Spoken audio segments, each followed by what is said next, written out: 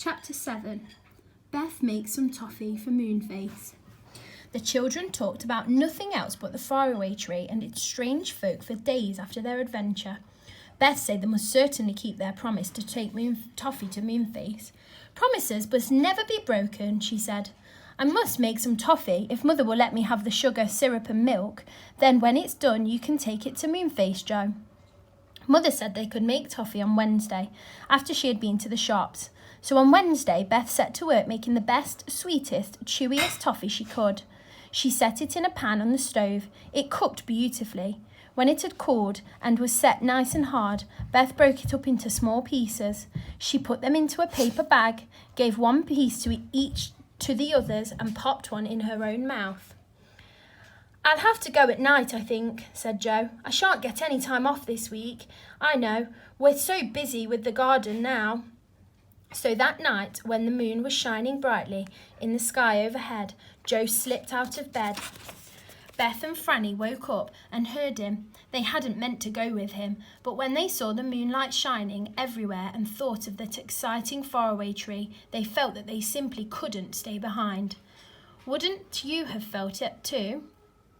They dressed quickly and whispered through Joe's door. We're coming too, Joe. Wait for us. Joe waited, then they all three slipped down the creaky stairs and out into the moonlit garden. The shadows were very black indeed, just like ink. There was no colour anywhere, only just the pale, cold moonlight. They were soon in the enchanted wood, but dear me, it was quite different now. It was simply alive with people and animals. In the very dark parts of the little wood, little lanterns were hung in rows.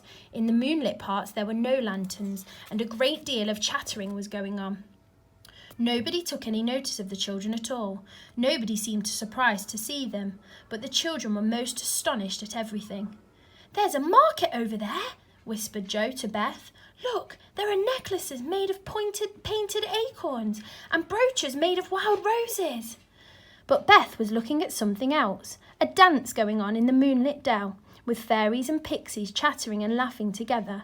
Sometimes, when they were tired of dancing on their feet, partners would fly in the air and dance there in the moonlight. Franny was watching some elves growing toadstools. As fast as the toadstool grew, an elf laid a cloth on it and put glasses of lemonade and tiny cakes there. It was all like a strange dream. Oh, I am glad we came, said Beth in delight. Who would have thought the enchanted wood would be like this at night? They wasted a great deal of time looking at everything, but at last they got to the faraway tree. And even here, there was a great difference. The whole tree was hung with strings of tiny lights and glittered softly from branch to branch, rather like a very enormous Christmas tree. Joe saw something else. It was a stout rope going from branch to branch for people to hold on to when they wished to go up the tree. Look at that, he said. It will be much easier to go up tonight. All we'll have to do is just hold on to the rope and pull ourselves up by it. Come on. Other folk and some animals too were going up the tree, not to the land at the top, but to visit their friends who lived in the trunk in the enormous old tree. All the doors and windows were open now, and there was a great deal of laughing and talking going on. The children climbed up and up. When they came to the window of the pixie who had been so angry with them last week because they had peeped in, they found that he was in very good temper now, sitting, smiling at his open window, talking to 3 owls. But Joe didn't think they had better stop, in case the pixie remembered them and threw water over them again. So on they went, holding on to the thick rope, climbing very easily. They came to Silky's house and called her. She was at her stove baking something. Hello, she said, looking up and smiling. So here you are again, just in time too, because I'm making pop cakes, and they're the most delicious hot. Her silky golden hair stood out round her tiny face, which was red with baking. Joe took out his bag of toffee. We're really taking them to Moonface, he said, but do have one.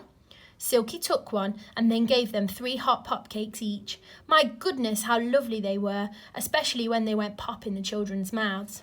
We mustn't stop, Silky dear, said Beth. We've still got a long way to go up the tree.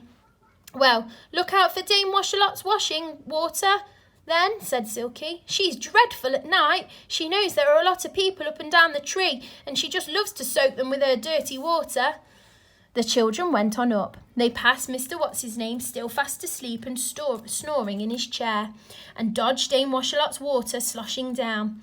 Nobody even got splashed this time. Franny laughed. This really is the funniest tree I've ever knew, she said. You simply never know what's going to happen. They pulled themselves up and up by the rope and came at last to the top. They knocked on Moonface's yellow door. "Come in," yelled a voice, and in they went. Moonface was sitting on his curved bed, mending one of his cushions. "Hello," he said. "Did you bring me the toffee you owe me?" "Yes," said Joe, handing him the bag. "There's a lot there." Moonface, there's a lot there, Moonface. Half to pay for last week's slippery slide, and half to pay if you let us go down again tonight." "Oh my," said Moonface, looking with great delight into the bag. "What lovely toffee!" He crammed 4 large pieces into his mouth and sucked with joy. "Is it nice?" said Beth. Answered Moonface, quite unable to speak properly, for his teeth were all stuck together with the toffee. The children laughed. "Is the roundabout land at the top of the faraway tree?" asked Joe. Moonface shook his head. He said. "What land is there now?" asked Franny. Moonface made a face and screwed up his nose. He said earnestly. "Oh dear, we shan't be able to get anything out of him at all while he's eating toffee," said Beth. "He'll just ooble away. What a pity. I would have liked to have known what strange land was up there tonight." "I'll just go and peep," said Joe, jumping up. Moonface looked alarmed. He shook his head and caught hold of Joe. He cried. "It's all right, Moonface. I'm only going to peep," said Joe. "I shan't go into the land." cried Moonface in a fright, trying his best to swallow all the toffee so he could speak properly. Joe didn't listen. He went out of the door with the girls and climbed up to the last branch of the faraway tree. What strange land was above it this time? Joe peered up through the dark hole in the cloud through which beam and moonlight shone down. He came to the little ladder that ran up the hole in the cloud. He climbed up. His head poked out into the land at the top. He gave a shout. "Beth! Franny! It's kind of ice and snow! There are big white bears everywhere! Oh, do come and look!" But then a dreadful thing happened. Something lifted Joe right off the ladder and he disappeared into the land of ice and snow above the cloud. "Come back, Joe! Come back!" yelled Moonface, swallowing all his toffee in fright. "You mustn't even look, or the snowman will get you." But Joe was gone. Beth looked at Moonface in dismay. "What shall we do?" she said. "Oh dear, I wonder if Joe is going to be okay. We will find out tomorrow when we reach, I'll cover that up, Joe and the Magic Snowman, Chapter 8 tomorrow. See you guys soon. Bye.